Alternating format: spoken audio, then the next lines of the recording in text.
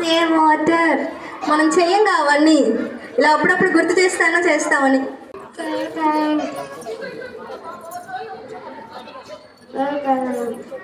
మీకు అర్థమైందా?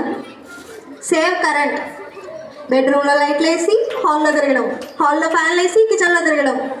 అంటే కామన్గా నేను కూడా చేస్తుంటాను, అందుకే చెప్తున్నాను. స్టాప్ పొల్యూషన్ అంట. ఏంటో పొద్దున్న లేచిన దగ్గర నుంచి దీనికి అన్ని ఆపోజిట్ చేస్తుంటాం మనం.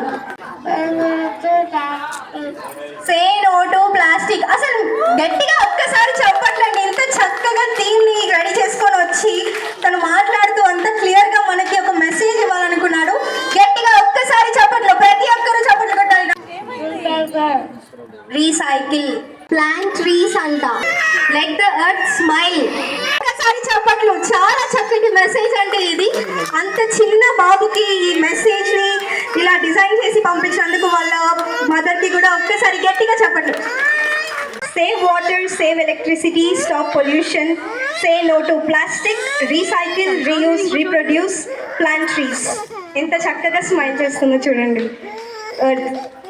ఒక్కసారి గట్టిగా అందరూ కూడా చప్పట్లు కొట్టాలి. Thank you so much.